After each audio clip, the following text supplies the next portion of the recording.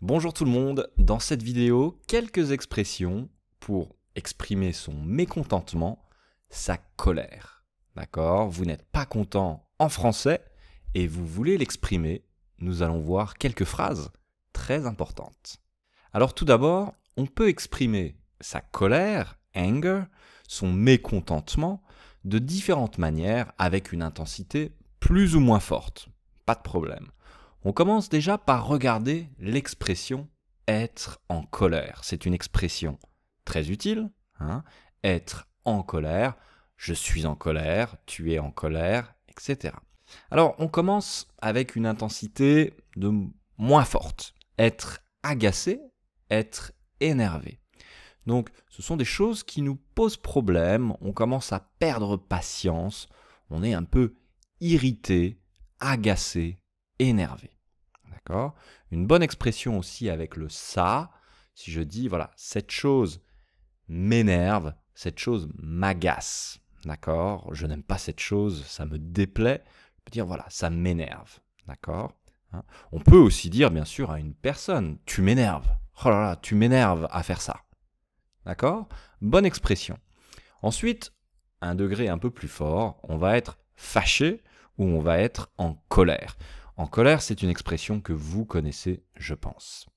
Mais être fâché, c'est la même chose. D'accord ? Il est en colère, il est fâché. Plus fort encore, être furieux. Ouais, là, on est très en colère. Ou encore être en rage. Peut-être que vous connaissez la rage. Si on devient vraiment fou de colère et on est incontrôlable. D'accord ? Être en rage. Deux expressions intéressantes. Perdre son sang-froid. Le sang, vous savez ce que c'est, ça coule dans les veines. Froid. Le sang-froid, c'est être capable de maîtriser ses émotions. Rester calme. D'accord ? Le sang-froid. Donc, perdre son sang-froid, ça veut dire on ne peut plus rester calme. Perdre ses nerfs, c'est la même chose. Les nerfs, vous savez, c'est les petites choses qui vont nous permettre de ressentir. Donc perdre ses nerfs ici, c'est vraiment être sensible à toute forme d'émotion. D'accord ? Donc on va perdre aussi peut-être le contrôle, perdre ses nerfs. Allez, on continue maintenant avec les expressions pour exprimer le mécontentement et la colère. Ici, vous devez associer, créer des paires. Donc, trouver les expressions similaires.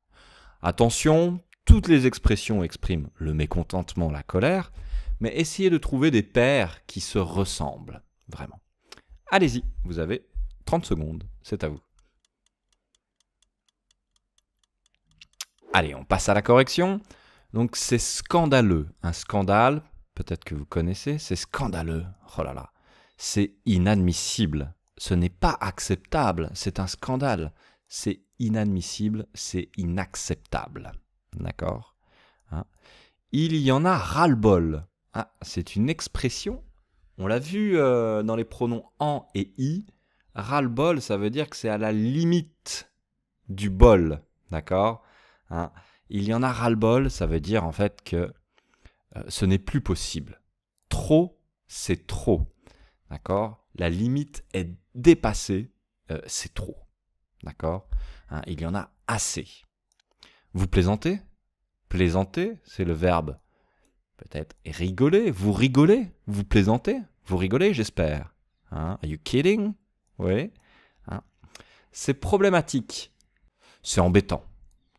Ici, c'est un petit problème, c'est un problème, mais bon, ce n'est peut-être pas très très grave. C'est embêtant, it's annoying, c'est embêtant. D'accord ? Ça nous pose problème. Et puis, vous vous foutez de moi, vous vous moquez de moi, ou vous vous moquez du monde.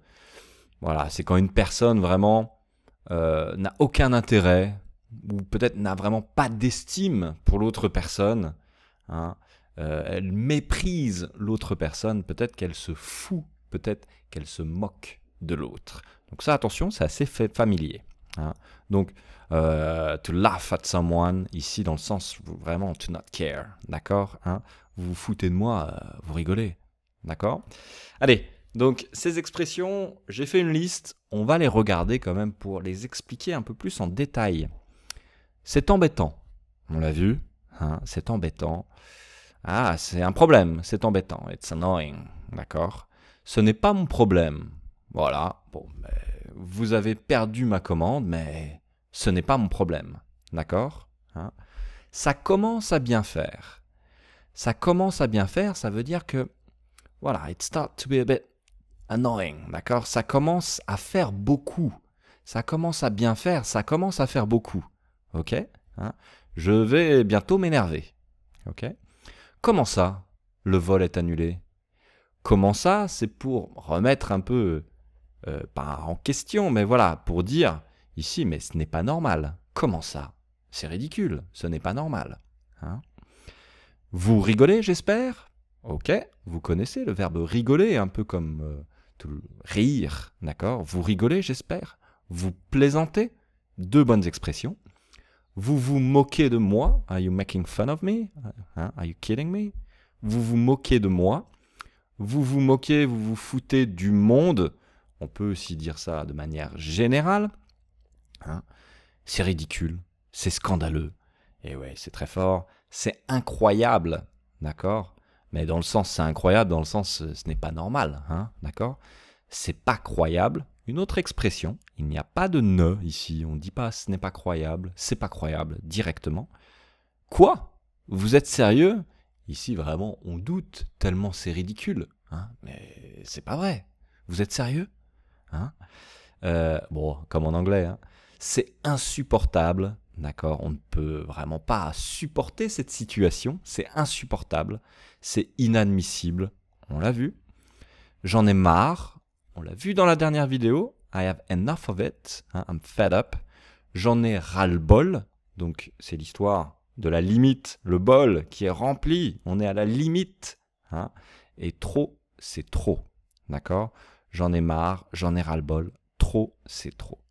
Donc, mémorisez ces expressions, hein, imprimez-les, d'accord, pour la prochaine fois où vous serez en colère, en français peut-être, pour pouvoir dire ça. Alors attention, quand on est en colère, etc., c'est toujours plus difficile dans une langue étrangère parce qu'on a l'impression d'être un peu ridicule, de ne pas bien connaître les expressions, les mots dans la langue locale, d'accord?